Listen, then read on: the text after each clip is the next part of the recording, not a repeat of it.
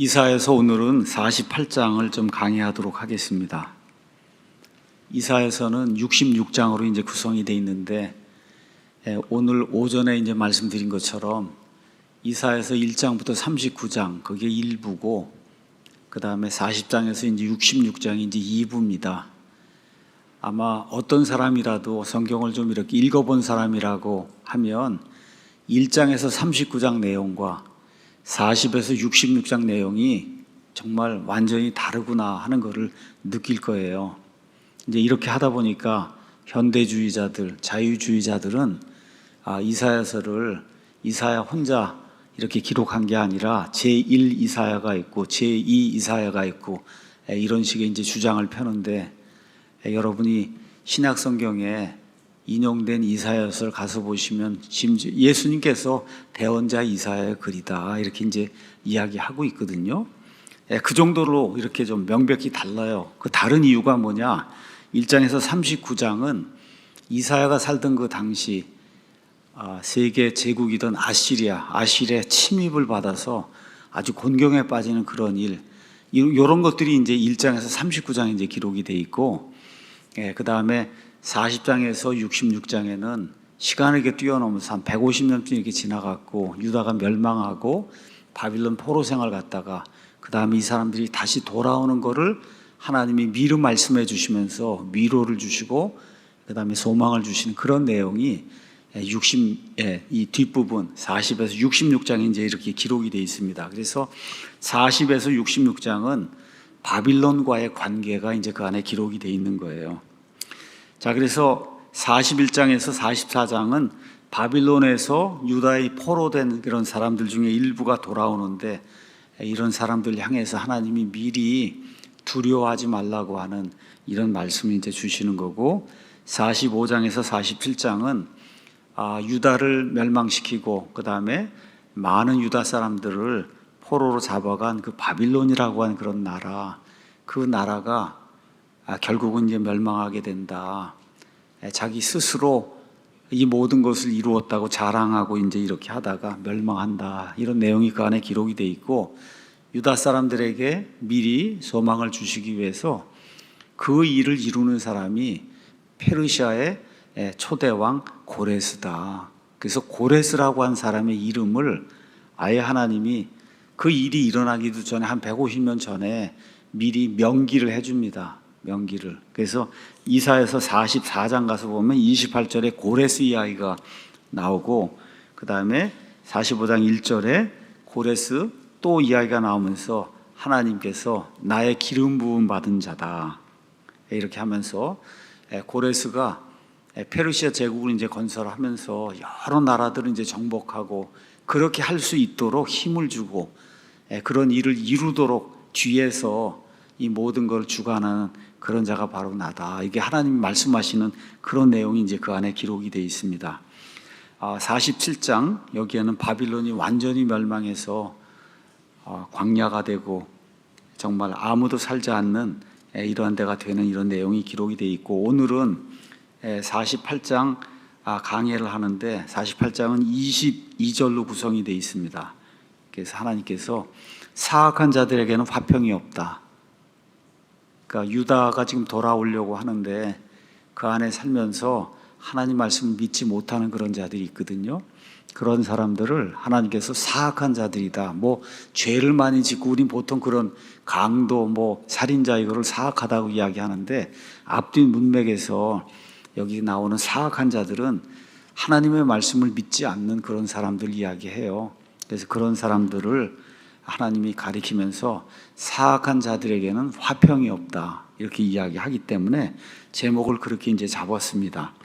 그래서 신실함이 없는 유대인들, 하나님께서 이러한 자들을 다시 기회를 주시고 또 메시아를 이제 내는 그런 일을 하기 위해서, 그래서 이스라엘을 단련시키는 거예요. 여기 바빌론 땅에서. 그래서 재미있는 거는 그 전에 바빌론 포로 생활 가기 전에는 그냥 계속 우상 숭배, 처음부터 끝까지 우상 숭배하는데, 바빌론 포로 생활 끝나고 나서 돌아와서는 우상 숭배는 더 이상 안 해요. 참 묘해요. 우상 숭배는 더 이상 없고, 그 대신에 이제 바리새인, 사두개인 또 이런 게 이제 등장을 해갖고 또 이제 다른 방식으로 하나님을 섬긴다는 모양을 갖추고 하는데 하나님을 실제로 믿지 않는 이런 일들이 이제 예수님 오실 때까지 나타나게 되는 현상을 우리가 이제 보게 됩니다. 자, 그래서 바빌론 포로 갔다가 이 사람 중에 일부가 다시 오는 거, 그걸 하나님은 새 일이다, 내가 그거를 창조했다, 이렇게 이제 말씀을 하십니다. 그래서 누구를 사용해서 그 일을 하냐? 고레스라고 하는 페르시아 사람을 데려다가 그 일을 한다. 그래서 반드시 유다 백성 가운데 일부가 돌아온다고 하는 거, 이걸 오늘 하나님께서 말씀해 주시는데, 그런데도 불구하고 믿지 않는 자들이 있다, 이런 자들에게는 화평이 없다, 이런 말씀이 여기 48장에 이제 기록이 되어 있습니다. 자, 유다 사람들이 바빌론에 이제 포로로 사로잡혀간 그 이유는 하나님 대적하고 첫 번째 명령, 두 번째 명령, 이게 하나님 앞에 다른 신을 두지 말라는 거거든요. 우상 만들지 말고, 그렇잖아요. 근데 우상을 숭배하는 거, 참 이게 아이러니입니다. 그 우상 숭배하던 이집트에서 이 사람들 다 빼내갖고, 그래서 가나안 땅으로 집어넣을 때 이미 가나안 땅에도 가나안 족속이 그 땅을 다 차지하고 있었어요. 근데 그 여호수아를 통해 갖고 이 사람들을 몰아내고 그리고 그 땅으로 집어넣었거든요, 하나님께서. 그럼 우리 생각에는 그렇잖아요. 야, 이게 완전 기적 아닙니까, 여러분? 홍해를 가르고 40년간 이거 해갖고 여기까지 데려다 놨는데, 한 세대, 두 세대가 지나니까 또 우상을, 이집트에서 봤던 그 우상, 그 다음에 또 가나안 사람들이 행하던 그런 그 우상 숭배, 이거를 하나님의 백성이 몰래 하는데 어떻게 하면서 하냐? 여기 한번 가서 보세요. 48장 가서 보면 오 야곱의 집아, 이 말을 들으라. 여기 성경 가서 보시면 야곱의 집, 유다 집, 이런 집이 나오는데 이거를 가문으로 생각하시면 돼요. 가문.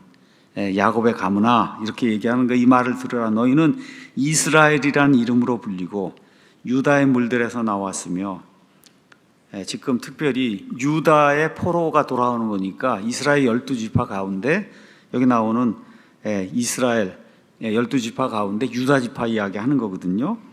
주라는 이름으로 맹세하고 여호와 하나님의 이름으로 맹세하고 이스라엘의 하나님을 언급하되 진실함도 의로움도 없이 하는도다. 이는 그들이 자신들을 거룩한 도시의 백성이라 하며 스스로 이스라엘의 하나님을 의지하기 때문인데 군대들의 주가 그의 이름이니라. 하나님도 섬기고 또 동시에 우상도 섬기는 거예요. 하나님 안 섬기는 게 아니에요. 때가 되면, 절기가 되면 가서 다 합니다. 안식일도 지켜요. 뭐 하라는 거 하는 거 다 해요. 그런데 동시에 우상을 숭배하는 거예요. 동시에. 참 이런 아이러니가 그 유대인들에게 이렇게 발생한 걸 우리가 이제 보게 됩니다. 또 하나님께서 가난한 자들, 과부와 그 다음에 고아로 표현이 되어 있는 이런 사람들을 도와야 된다고 그렇게 하나님이 이야기하는데 그런 걸 실현을 하지 않습니다.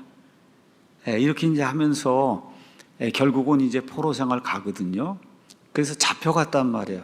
자, 잡혀갔으면은 그러면 진정한 하나님의 백성이라고 하면 다시 하나님의 은혜로 여길 돌아갈 생각을 해야 되는데 그 바빌론에 가갖고는 또 바빌론에 안주하는 거예요. 근데 안주할 그런 근거가 또 있어요. 예레미야 29장 가서 보시면은 하나님께서 이제 예레미야 바빌론 포로 생활 가기 바로 전에 예레미야 대언자가 등장을 했는데 그 유다 왕국에 두 파가 존재했어요. 하나는 우리가 바빌론을 의지해야 산다, 이런 파가 하나가 있고, 다른 하나는 저 밑에 있는 이집트를 우리가 의지해야 산다, 이런 파가 있는데 하나님께서 뭐라고 말씀하시느냐? 지금은 바빌론의 때다.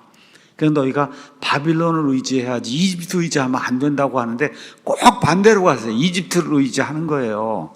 그러니까 하나님께서 예레미야 대언자를 통해서 바빌론을 의지하고 바빌론에게 항복하고 포로로 끌려가도 바빌론에 가서 거기서 애도 낳고 집도 짓고 거기서 일단은 살아라. 지금 너희는 70년이고 동안 거기 있어야 되니까 포로로 잡혀가자마자 1년 있다가 돌아오겠다, 그렇게 하면 안 된다는 거예요. 그러니까 70년이라고 이 예레미야 대언자에게 말씀도 해주셨을 뿐만 아니라 거기에 가거든 그러면 집도 짓고 자녀들도 낳고 그런 얘기가 이제 여기 29장의 4절에서 7절 나 군대들의 주 곧 이스라엘의 하나님이 예루살렘에서 바빌론으로 포로가 되어 끌려가게 하므로 포로로 끌려간 모든 자들에게 이같이 말하노라.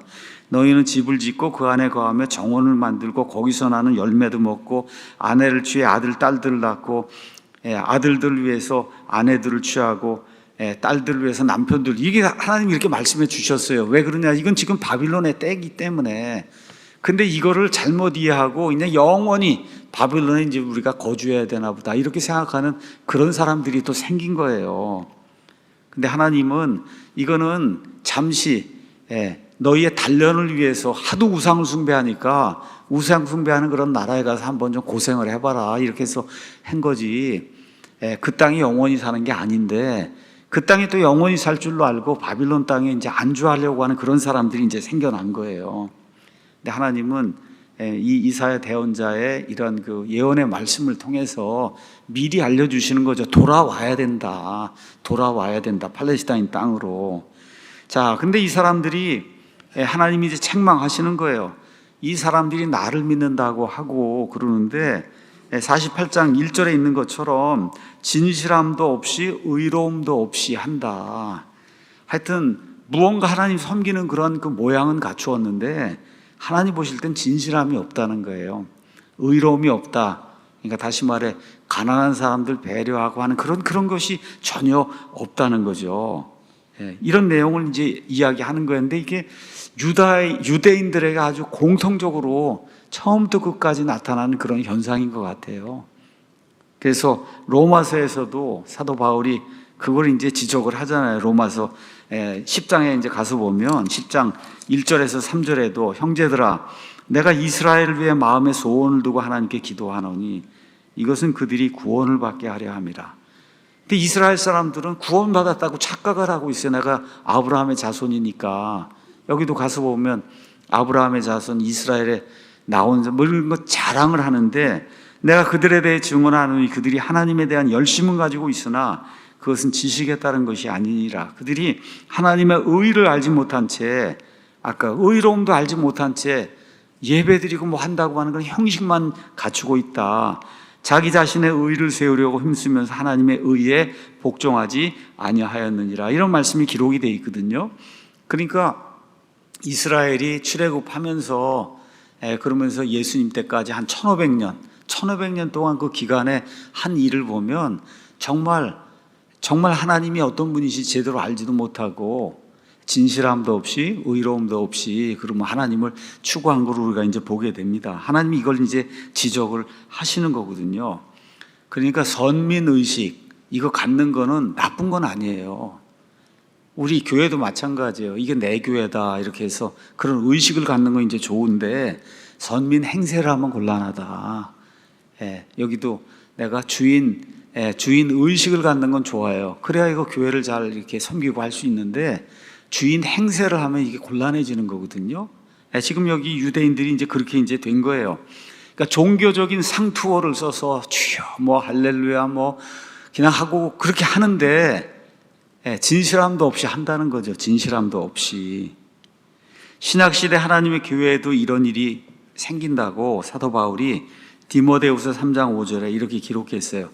하나님의 성품의 모양은 있으나 그것의 능력은 부인하는 이런 사람들이 있는데 이런 자들에게서 너는 돌아서야 된다. 참 이게 유대인들이 이렇게 보면서 위선과 가식 하나님을 불러요. 이렇게 하는데 실제로는 하나님을 존중히 여기지 않잖아요. 이런 걸 조심해야 된다고 늘 이야기하는 겁니다. 그래서 우리 교회가 추구하는 게 위선과 가식이 있으면 안 된다. 있는 그대로 해야지. 그 위선과 가식은 아주 간단한 거예요. 교회하고 집에나 사회 가서 생활하는 게 다른 거 그게 위선과 가식이에요. 딴 게 아니고 교회 와서나 엄청난 신자인 것 같은데 예배당만 딱 떠나면은 그럼 완전히 180도 다른 사람이 되는 게 그게 위선과 가식인데 유대인들부터 시작해서 종교인들이 늘 그런 모습을 보여오는 거죠. 우리 이번에 싱가포르에 이제 교황이 갔는데 참 사람들은 겉모습만 보는 거예요. 저 사람이 얼마나 저렇게 거룩하고 이러냐. 이렇게 하는데 가서 딴 짓을 하잖아요. 그렇죠. 모든 종교에 구원이 있다 그러고 이렇게 이제 해도 그건 모르는 거예요. 저 사람이 저렇게 거룩하고 뭐 이번에 현대 무슨 조그만 차를 하나 타고 갔다고. 그래서 교황이 저런 큰 차 안 타고 뭐 현대 무슨 차를 타고 갔다고 참 훌륭하다 그러고 그러거든요. 그게 종교인들의 쇼예요. 뒤에 가서 나중엔 다 좋은 차 다 타고 그러는데 사람들 앞에 나타날 때는 이렇게 조그만 차 이렇게 타고 그러고 간단 말이에요. 그 좌익들이 다 그러잖아요. 어떤 사람 시계도 카시오 옛날 거 알잖아요 누군지. 그러고 탁 하고 구두도 다 낡은 거 신고 책가방도 다 이렇게 했는데 뒤로 가서 보면 그냥 다 엄청난 부를 다 축적을 하고 이러고 있거든요. 지금 이런 것들을 지금 하나님이 이야기하시는 겁니다. 근데 많은 사람들이 구원받으면 처음엔 그러지 않아요. 근데 시간이 지나면서 일에 치여요. 교회가 하는 그런 이렇게 하면서 오래되면서 믿음의 신비를 잃게 됩니다. 그래서 아무 생각 없이 그냥 늘 하는 일을 매일같이 하는 그런 현상에 빠지면은 좀 벗어나야 된다. 그게 한마디로 매일 교회 오라는 교회는 그거는 좋은 교회가 아니다. 좋은 교회가 아니야. 목사도 마찬가지예요. 매일 일에 치여서 성경 볼 시간도 없고 책을 볼 시간이 없을 정도로 그렇게 일에 치이면은 그러면 하나님 말씀 선포할 수가 없는 거예요. 없습니다, 이게. 그러니까 생각할 수 있는 시간이 있는 그런 교회 생활을 해야 돼요. 생각할 수 있는 시간이 있는 그런 믿음 생활을 해야 된다. 내가 제대로 가고 있는 건가? 우리 교회가 제대로 하고 있는 건가? 이거를 생각할 수 있는 그런 그 시간, 여유, 이런 것이 허락이 되는 그런 믿음 생활을 좀 해야 된다. 계시록 2장 가서 보면 에베소 교회에 대한 책망이 나옵니다. 교리가 아주 확실해요. 정말 뭐 섬기는 그런 열정이 있고 그래요. 이런 모든 것들이 있음에도 불구하고 다람쥐 쳇바퀴 돌듯이 그 일이 이제 이루어지니까 예수님께서 그러므로 내가 어디에서 떨어졌는지 기억하고 회개하며 처음 행위를 해야 된다.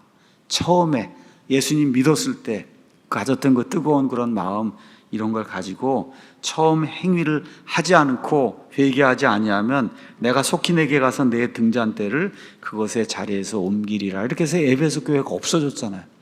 이제는 없어졌습니다. 에베소 교회가. 한 교회가 그대로 존속되는 거 이거 보기 어려워요.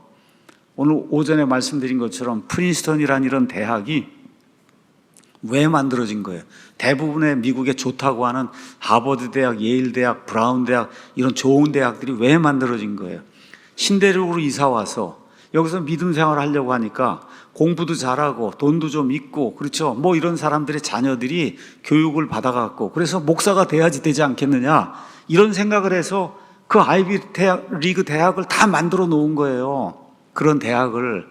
이렇게 돼서 이게 지속이 되다가 말씀드린 대로 19세기 말에 자유주의 이런 광풍이 몰아붙이기 시작하고 이렇게 이제 하니까 결국은 프린스턴 대학이 무너져 버렸잖아요. 무너져 버렸어요.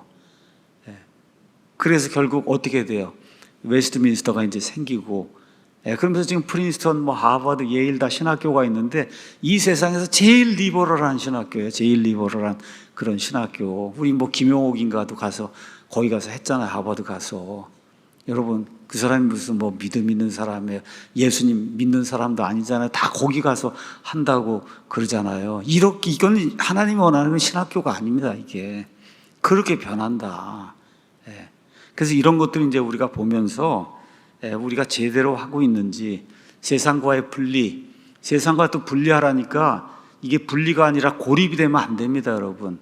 분리가 고립이 돼서 독립침례교회가 고립침례교회가 되면 안 되는 거예요. 많은 독립침례교회들이 고립교회를 하고 있어요. 또 고립. 이러면 안 되는 거예요. 세상과의 더러운 것들과의 분리는 우리가 추구해도 세상 속에서 살면서 일상생활의 그런 정화를 우리가 이룰 수 있도록 노력을 이제 해야 되는 거죠. 자, 3절에 이제 가서 보니까 내가 처음부터 이전 일들을 밝히 알렸고 내 입에서 그것들이 나갔으며 또 내가 그것들을 보였고 내가 그것들을 갑자기 행함에 그것들이 이루어졌느니라. 그래서 이전에 이루어졌던 이집트 탈출인 이런 모든 것, 창세기 15장에 이제 기록이 된 대로 아브라함에게 이미 다 보여줬고, 그러고 어떻게 해요? 갑자기 그런 일들을 내가 다 이루었다. 자, 4절. 그런데 너는 고집이 센 자여 내 목은 쇠 힘줄이야. 여러분, 여기 힘줄이 있는데 쇠로 됐다는 거예요. 그 정도로 말을 안 듣는데, 지금도 여러분 이스라엘 사람 얼마나 말 안 들어요. 지금 2000몇 년을 떠돌아다니고 하나님의 은혜로 여기 돌아왔는데도 안 믿잖아요. 안 믿어요. 하여튼 엄청나게 쇠 힘줄이에요. 내 이마는 놋 이마다. 놋 이마다. 지금 하나님이 이제 그렇게 이야기할 정도로 고집이 센 거죠. 5절. 내가 처음부터 그것을 내게 밝히 알렸고 일이 이루어지기 전에 내가 그것을 보였나니 이것은 내가 말하기를 나의 우상이 그것들을 행하였으며 나의 새긴 형상과 부어 만든 형상이 그것들을 명령하여도 하지 못하게 하려 함이었다. 내 힘으로 아니면 내가 우상에게 기도했더니 이 이루어졌다 이런 말 하지 못하도록 하나님이 미리 말씀을 해주셨다. 이런 이야기를 하고 있습니다. 아브라함을 통해서, 이삭을 통해서, 야곱을 통해서, 요셉과 모세 등을 통해서. 6절 이제 가서 보니까 내가 이미 들었으니 이 모든 것을 보라. 너희가 그것을 밝히 알리지 아니하려느냐. 내가 이때부터 새 일들 곧 숨겨진 일들을 내게 보였는데 내가 그것들을 알지 못하냐. 여기 이제부터 새 일이라고 하는 거는 예전엔 이집트 탈출, 주로 늘 비교하는 게 이집트 탈출이에요. 그게 이스라엘 사람들에게는 아주 가장 큰 그와 같은 그 일이고, 지금 여기 지금 유다 포로 생활 가 있는 이 사람들에게는 이집트 탈출에 버금가는 그런 일이 바빌론에서 돌아오는 거잖아요. 남의 나라 땅에 살다가 다시 돌아오는 거니까 이걸 지금 새 일이라고 지금 이야기하고 있는 건데, 7절에 그것들은 지금 창조되었고 처음부터 있지 아니하였나니 곧 내가 그것들에 대하여 들은 날 전에는 있지 아니하였다. 지금 바빌론 포로 생활 돌아오는 거는 내가 지금 이야기한다. 그렇게 지금 이야기하고 있습니다. 자, 8절 가서 보니까 참으로 내가 듣지 못하였고 참으로 내가 알지 못하였으며 참으로 그때부터 내 귀가 열리지도 아니하였나니 이는 내가 크게 배신하려 하며 태에서부터 범법자라 불린 줄을 내가 알았기 때문이다. 참 하나님이 재미있는 표현들을 여기서 이제 많이 하고 있습니다. 처음부터 내가 범법자다. 이스라엘 사람들 뭐 우리를 향해서도 동일하게 이야기하시는 거죠. 태에서부터 배신하고 크게 배신하는 이런 사람들이다. 하나님께서 이 사람들을 정죄하신 내용이 그 안에 기록이 되어 있는데 들으려 하지 않는다는 거예요. 너무나 들으려 하지 않으니까 이사야서 6장에 가서 보시면 하나님께서 이사야 대언자에게 이렇게 이제 말씀하시잖아요. 거기 가서 보니까 뭐라고 기록이 되어 있냐. 9절에 그분께서 이르시되 가서 이 백성에게 말하기를 참으로 너희가 듣되 깨닫지 못하고 참으로 너희가 보되 알지 못하느니라 하며 이 백성의 마음을 우둔하게 하고 그들의 귀를 둔하게 하며 그들의 마음을 닫을지니 이것은 그들이 자기 눈으로 보고 귀로 듣고 마음으로 깨달아 회심하여 고침을 받지 못하게 하려 함이라.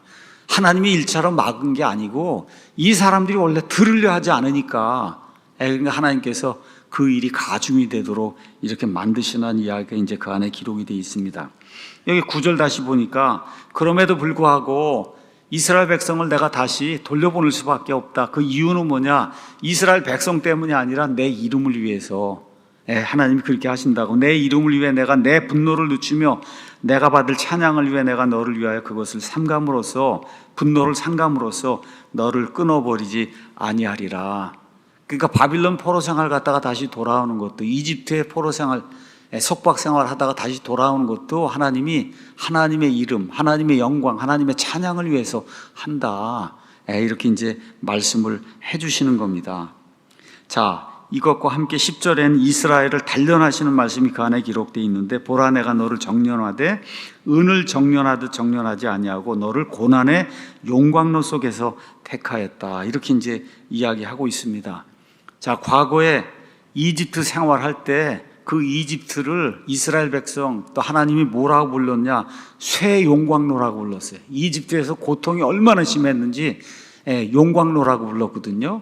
근데 지금 여기도 맞아. 바빌론 생활도 지금 용광로인데 나중에 예수님 재림하시기 전에 이스라엘 사람들이 또 한 번 용광로 이 시련을 겪습니다.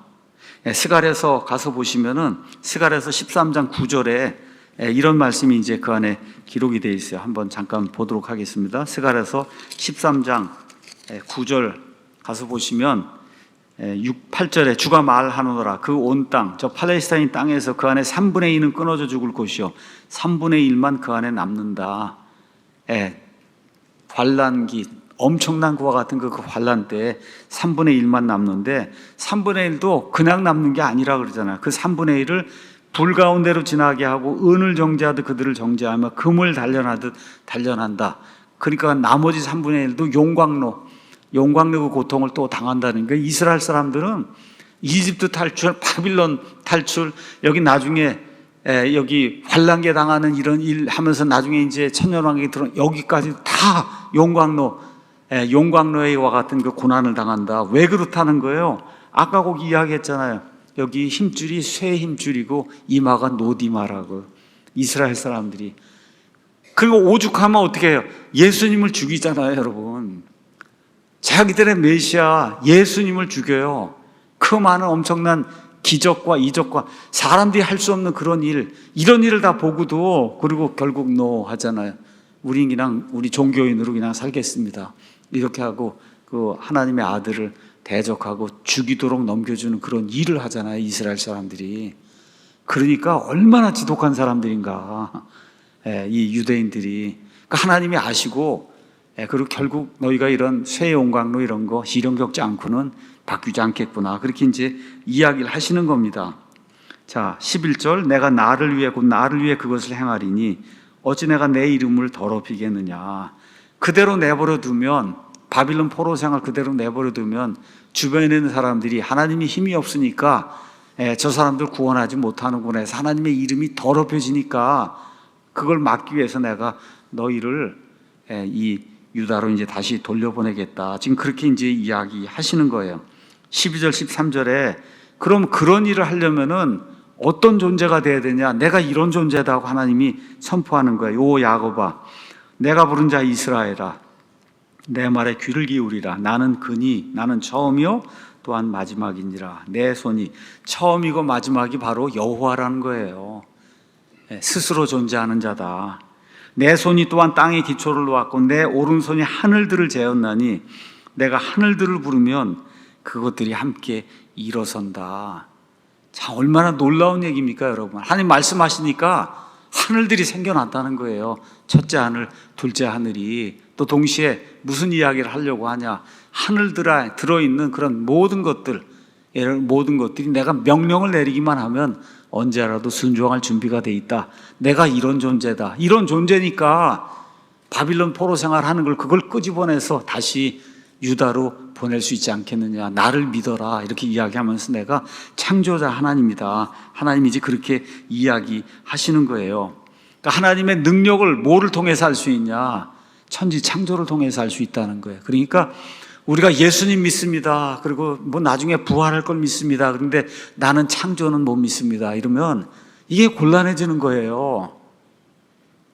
우리가 예수님 믿고 하나님을 믿는다는 거에 시작이 뭐예요? 창조부터 시작이 되는 거예요. 창조. 무에서 유로, 사람은 못하는 거, 그건 하나님이 하시는 거잖아요. 무에서 유를 만들잖아요, 하나님이. 그렇지 않습니까? 이 일을 하실 수 있는 분이니까 우리 죽은 몸을 부활시키기도 하고 공중으로 끌어올리기도 하고 영화로운 몸으로 바꾸기도 하고 이런 일을 하시니까 그분이 하나님인데, 이게 자연주의, 이성 이런 거 근거해서 하면 아니 어떻게 무에서 유를 만들어, 이렇게 생각이 들 수밖에 없잖아요. 그렇죠? 이런 문제가 이제 생기는 거예요. 그래서 우리 예수님을 믿는다고 하는 게 단순하면서도 어느 면에서 상당히 복잡한 거예요. 철학적인 거고 많은 거 생각을 좀 해야 되는 겁니다. 많은 거를. 그래서 하나님이 바빌론 땅에서 내가 너희를 구출한다는 걸 뭐로 알 수 있냐? 내가 창조한 자다, 모든 거를. 이걸 기억하면 내가 그 일을 할 수 있다는 걸 믿어라고 하나님께서 이제 말씀해 주는 거예요. 14절은 너희는 다 모여 들으라. 그들 가운데서 누가 이 일들을 밝히 알렸느냐? 주가 그를 사양하였으므로 그가 자기 기뻐하는 바를 바빌론에게 행할 것이요 그의 팔이 갈대아 사람들에게 임하리라. 그게 뭐예요? 바빌론 멸망한다. 그렇죠. 그래야 누가 등장해요? 고레스가 등장하고 페르시아 제국이 등장한다. 말씀드린 것처럼 여기 팔이라고 하는 말은 arm 이렇게 돼 있어요. arm, A-R-M. 이건 무기, 강력한 무기가 바빌론 사람들에게 닥친다. 지금 하나님이 그렇게 이제 말씀해 주시는 겁니다. 15절에 나 곧 내가 말하였고 참으로 내가 그를 부르며 그를 데려왔나니 그가 자기 길을 순탄하게 하리라. 누구예요? 고레스 이야기를 하고 있는 거예요. 그래서 44장, 45장 여기 나오고 하는 그 고레스 지금 이야기를 하는 겁니다. 그래서 45장 1절에서 4절 고레스는 하나님의 기름 부음 받은 자다. 하나님의 일을 위해서 하나님이 특별히 택한 그런 존재다. 44장 28절에 고레스는 나의 목자다. 그렇죠? 46장 11절에 아무도 막을 수 없는 육식성 굶주린 새다. 그러니까 고레스 앞에 아무도 서지 못하도록 모든 왕들이 고레스 앞에 꿇어 엎드리도록 내가 그렇게 만들겠다. 이렇게 이제 이야기를 하는 겁니다. 16절에 너희는 내게 가까이 와서 이것을 들으라. 내가 처음부터 은밀한 가운데 말하지 아니하였나니 그것이 있던 때부터 내가 거기 있었노라. 이제 주 하나님과 그분의 영께서 나를 보내셨느니라. 이 일은 그냥 생긴 게 아니라 내가 이루는 거다. 하나님이 이제 그렇게 말씀해 주시는데 16절 후반부부터 화자가 바뀝니다. 이제 주 하나님과 그분의 영께서 나를 보내셨느니라. 여기 화자가 이제 바뀌어요. 자, 여기 나오는 나가 누구냐? 나는 두 가지로 우리가 이제 해석할 수가 있습니다. 첫 번째, 나를 보내셨다고 하니까 대언자 이사야를 보냈구나. 이렇게 이제 이해할 수 있는 이런 해석이 하나가 있고, 두 번째는 메시아 그리스도 이렇게 돼서 주 하나님, 아버지 하나님의 영 성령님, 그 다음에 예수 그리스도 이 삼위일체를 보여주는 이런 구절이 이 구절이다. 이렇게 이제 해석하는 그런 경우가 있어요. 자, 그래서 이 후자로 이해하는 그런 주석가들이 많습니다. 자, 왜 이렇게 이제 되느냐? 49장, 50장 넘어가면서 53장 다음 누구 이야기를 하느냐? 이제부터 하나님의 종 메시아 이야기를 지금부터 이제 하는 거예요. 메시아 이야기를 이렇게 이제 하면서 메시아가 여기서 등장하는 것이 아니냐 이렇게 이제 보는 그런 견해, 이런 견해가 좀 지배적인 것 같습니다. 자, 그래서 메시아를 보내시는 목적이 뭐냐? 복음 선포하고 율법의 모든 것 성취하고 하나님 백성을 이제 구속하는 그런 일이 그 다음부터 이제 나오는 겁니다. 이사야서 이제 49, 50 이제 넘어가면서부터 그러면서 메시아 사역이 나오는 거예요. 49에서 53장까지는 하나님의 종 메시아의 사역이 나오는 거예요. 그러면서 절정을 이루는 게 53장이거든요. 53장. 그거 나오기 전에 바로 48장 이 끝부분에 삼위일체 하나님 이렇게 하면서 메시아가 나를 보내셨다고 하면서 이렇게 싹 이렇게 나오는 이런 걸로 보는 그런 견해가 지배적인 그런 견해입니다. 자, 17절 내 구속자여 이스라엘의 거룩하신 분이신 주께서 이같이 말씀하시느니라. 나는 너를 가르쳐 유익하게 하고 내가 가야 할 길로 너를 인도하는 주 내 하나님이다. 그렇게 이제 말씀하시고, 그러니까 유익을 주는 분이지 우리에게 재앙을 가져다 아주 고의로 그렇게 하는 분이 아니다. 이걸 깨닫는 게 참 오랜 시간이 걸리는 것 같아요. 저도 말씀드린 대로 여러 가지 뭐 일이 있었고 지금까지 교회하면서 별일이 다 있었잖아요. 근데 그때까지 잘 이해를 못하고 그랬는데 이제 와서 조금 좀 이해가 되는 것 같아요. 그 모든 게 합력하여 선을 이루는구나. 그 모든 게 합력하여 선을 이루는구나. 그거를 아마 제가 지난번에 말씀드린 책 예수님 위에 살려고 하지 말라 예수님이 살게 하라 그 책이 있었잖아요. 거기 이렇게 읽어보니까 제가 한 주나 두 주는 이제 그 책을 좀 이렇게 강의하려고 하는데 많은 젊은 사람들이 하나님 일을 뭐 하고 이렇게 하고 그러면 하나님에 대해서 오해를 한다는 거예요. 내가 싫어하고 나에게 유익이 안 되는 일을 하나님이 하라 그러면 내가 어떻게 할까? 그렇게 많이 생각을 한다는 거예요. 하나님이 우리를 가로막는 그런 내가 이런 꿈이 있고 뭐가 있고 이렇게 있는데 이거를 가로막는 분이 하나님이 아닐까 이렇게 생각을 하기 때문에 어려움을 많이 겪는다는 거예요. 저도 마찬가지고 예, 그렇거든요. 그런데 우리의 인생을 한번 이렇게 뒤를 이렇게 돌이켜 보면 나중에 보면 뭐 모든 게 다 나의 유익을 위해서 그렇게 된다는 거예요. 모든 게.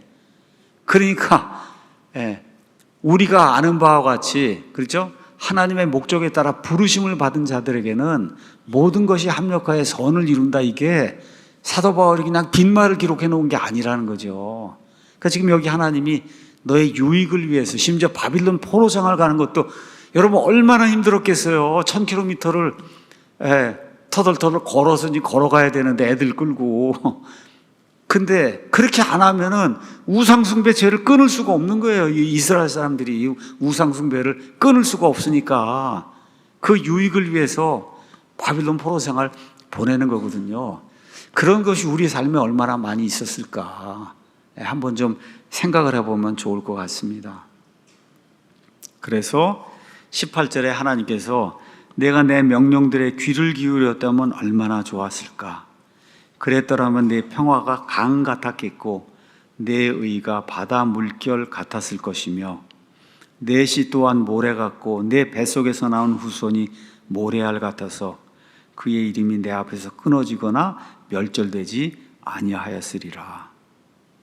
하나님이 그냥 말을 좀 들었으면은 바빌론 포로 생활이 그런 거 안 갈 텐데 그 평화가 이렇게 가득 넘치고 이렇게 됐을 텐데. 그래서 우리 강 같은 평화 있잖아요. 내게 강 같은 평화가 여기서 나오는 거예요. 내게 강 같은 평화, 내게 강 같은 평화, 그 찬양이 요 구절에서 나오는 거예요. 근데 그 앞에 원래 귀를 기울였더라면 그렇게 됐다라는 거예요. 네, 귀를 기울이지 않고 자꾸 그냥 강 같은 평화만 이야기하면 안 되는 거죠. 이게 앞뒤 문맥이 그렇게 돼 있는 거예요. 너무 늦었다는 거예요. 그래서 지금 바빌론 포로 생활을 하고 있다. 용광로 속에서 지금 재련되고 있다. 20절에 너희는 바빌론에서 나와 갈대아 사람들로부터 도망하고 노랫소리로 밝히 알려 이 일을 말해주며 땅끝까지 그것을 말하여 이르기를 주께서 자신의 종 야곱을 구속하셨다 하라. 그러니까 바빌론에서 구출이 돼서 여기 유다 땅으로 돌아가면 이 사람들이 땅끝까지 전해야 될 게 뭐예요? 우리 힘으로 이룬 게 아니라 하나님께서 이 몸값을 다 지불하시고 그리고 우리를 구속하셨다. 이거를 알리라고 하나님 이제 말씀해 주시는 거죠.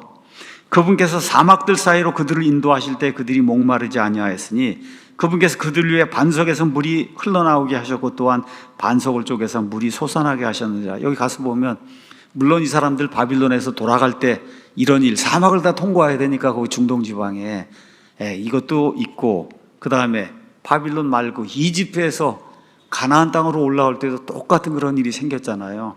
그걸 다시 한번 생각을 해봐라. 다시 한번 생각을 해봐라. 22절에 주께서 이르시되 사악한 자들에게는 화평이 없다. 말씀하시는 거예요. 범법하는 자에게 화평이 없다. 자, 이 말씀이 이사야서 57장 21절 여기에도 이제 나오는데 제가 이제 조금 이따 이건 설명을 하도록 하겠습니다. 그러니까 이렇게 이야기하고 돌아간다고 이야기하고 내 말에 순종하라고 이야기하는데도 불구하고 코웃음 치고 어떻게 우리가 돌아갈 수 있어? 이렇게 이야기하면서 하나님의 말씀을 무시하고 믿음 없이 사는 이런 사람들에게는 하나님의 화평이 없다. 땅에선 잘 살 수 있어요. 근데 하나님과의 화평이 없다는 거예요. 하나님과의 화평, 그런 사람들을 사악한 자들이다. 하나님 보시기에 인간이 볼 때는 좋은 사람일 수 있어요. 마더 테레사 인간이 볼 때는 좋은 일 많이 했잖아요. 그렇죠? 근데 하나님 보시기엔 사악한 자라는 거예요. 왜 그래요? 궁극적으로 하나님과의 화평이 없거든요.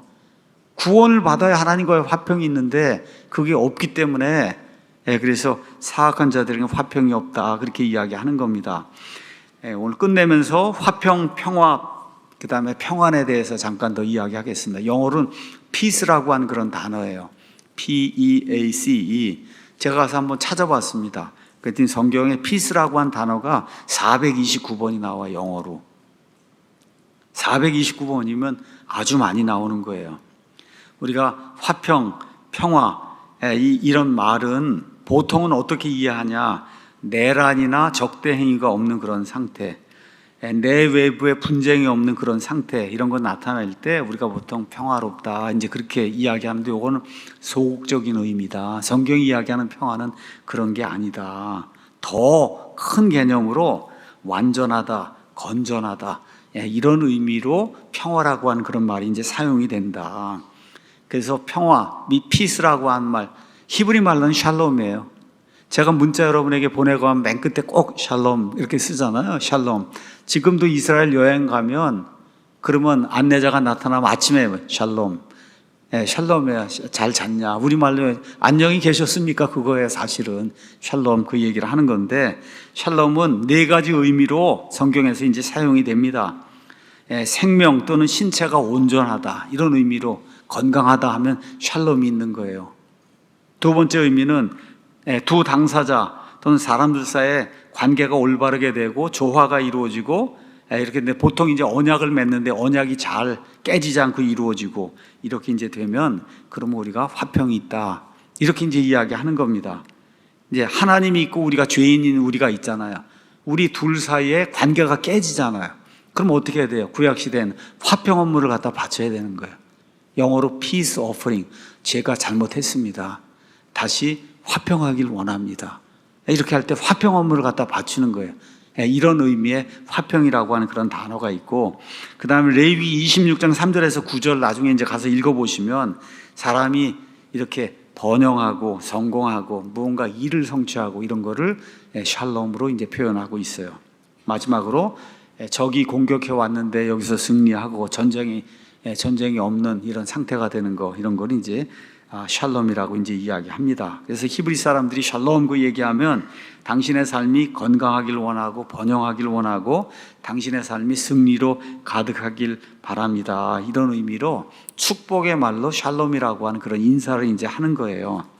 자, 그러면 화평, 평안, 여러분 요새 얼마나 스트레스가 많아요, 우리 주변에.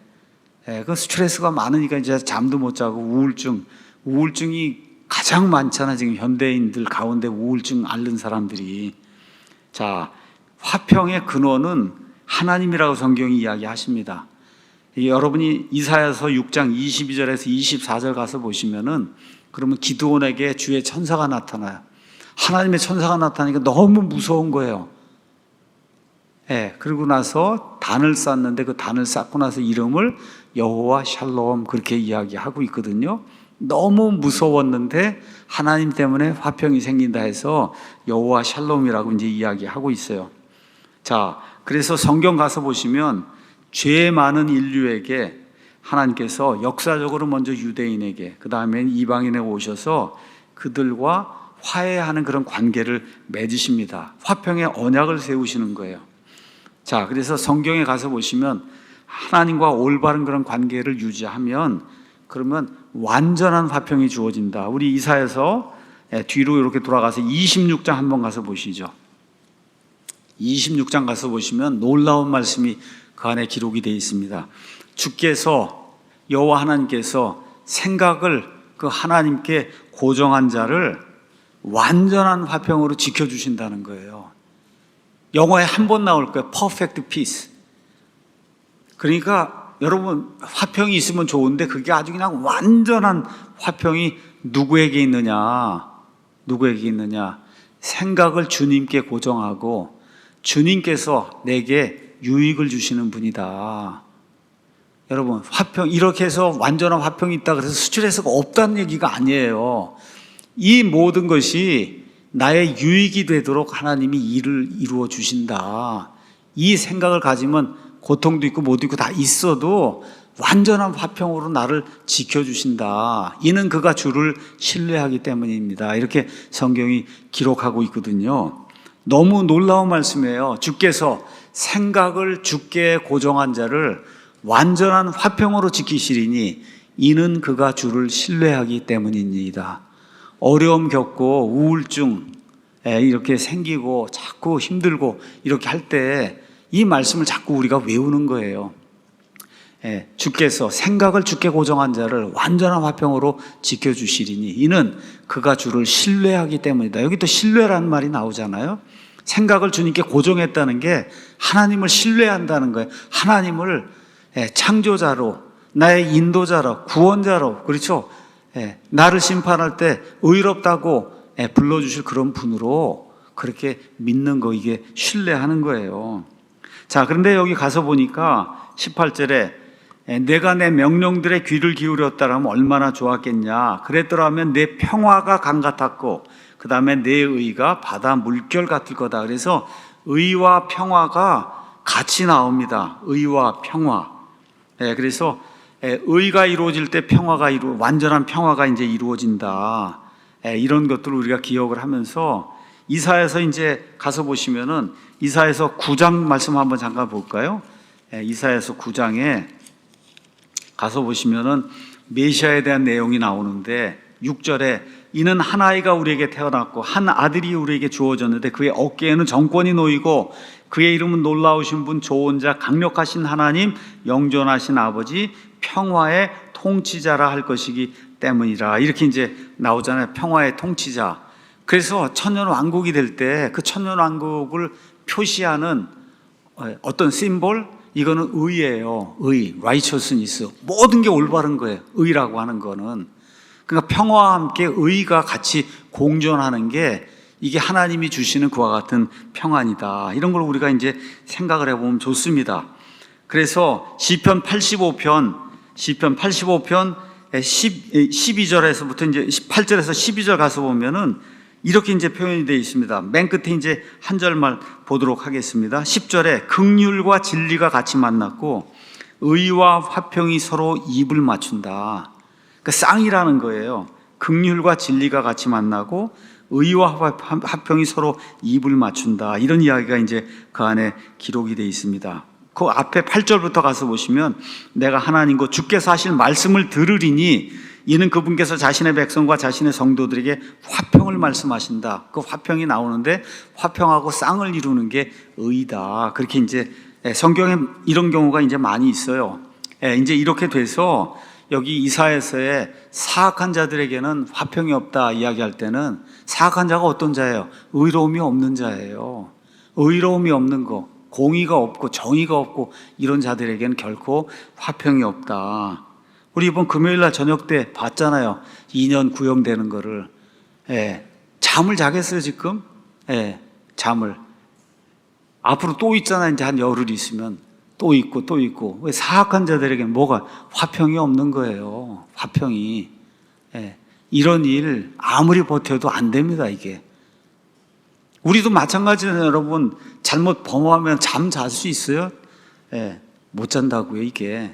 화평이 없는 거예요. 그래서 하나님이 사악한 자들에게는 화평이 없는데 인간 세상에서도 화평이 없고 결국은 나중에 영원토록 지옥 불속에 들어가게 되면 그러면 영원토록 화평이 없는 거예요 여러분. 뜨거워서 어떻게 화평이 이루어지겠어요? 영원 무궁토록 뜨거운데.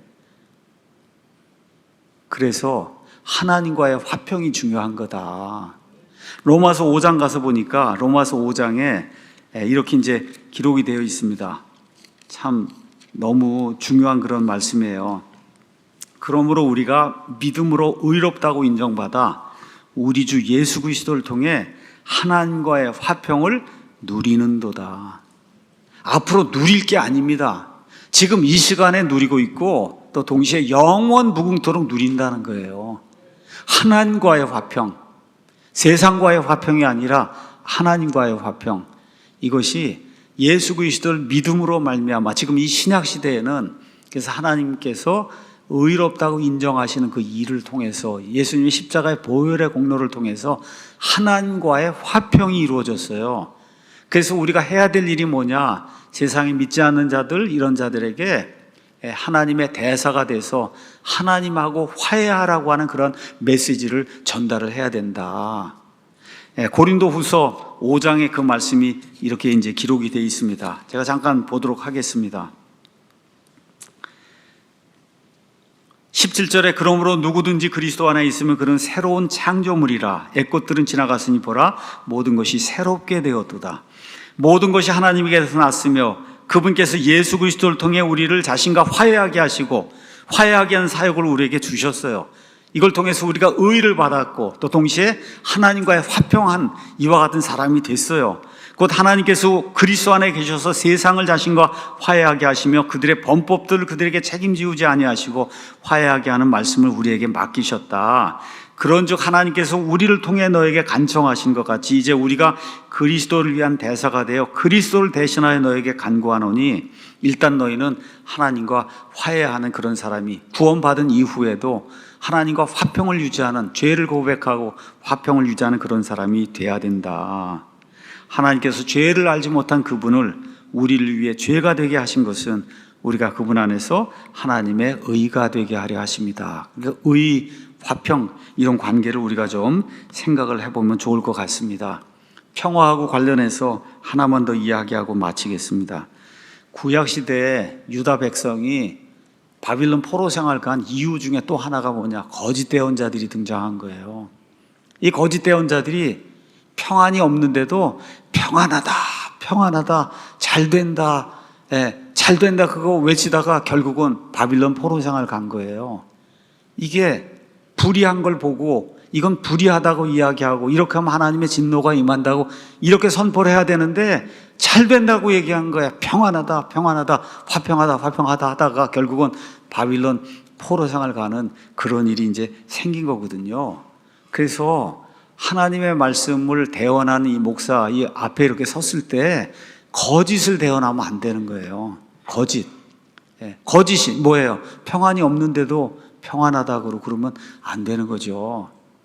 그래서 여기서 뭐 가르쳐야 돼요? 사회주의, 공산주의, 뭐 낙태, 동성 이런 건 절대 안 된다는 거를 목사가 가르쳐야 그래야 이 땅에 평안이 유지가 될 수 있는 겁니다. 목사가 그 일을 하도록 부르심을 받은 거예요. 그런데 그런 거 하지 않고 그리고 어떻게 해요? 평화해야 된다, 평화해야 된다. 지난 5, 6년 동안 얼마나 혼났어요. 평화해야 된다고. 평화가 여러분 말로 됩니까 그게? 뭐가 있어야 평화가 돼요? 힘이 있어야 평화가 되는 거예요. 이 국가는. 그렇잖아요.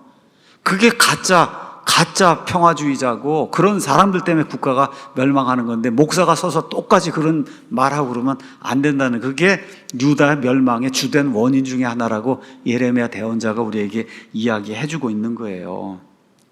결론의 말씀 드리겠습니다. 가서 보니까 사악한 자들에게는 화평이 없다. 이 화평 가운데 특별히 하나님과의 화평이 제일 중요한 거예요, 여러분. 사람과 화평 물론 중요한데 그건 일시적인 거예요. 하나님과의 화평, 그거는 예수 그리스도의 십자가의 공로에 의해서만 이루어질 수 있는 겁니다. 하나님과의 화평, 가서 보니까 빌립보서 4장 6절에서 7절, 아무것도 염려하지 말고 오직 모든 일에 기도와 간구로 너희가 요청할 것들을 하나님께 알리라. 그러면 모든 이해를 뛰어넘는 하나님의 화평이 그리스도 예수님 안에서 너희 마음과 생각을 지키시리라. 이런 것들 생각하시면서 악한 자들에게는 화평이 없다. 반대로 하나님의 의를 입어서 이 칭의라고 하는 이런 하나님의 선물을 받은 자들에게는 하나님과의 화평이 있거든요. 이런 화평을 가지고 일주일 동안 생활하며 하나님께 영광을 돌리는 우리 모두가 되기를 예수님의 이름으로 축원합니다.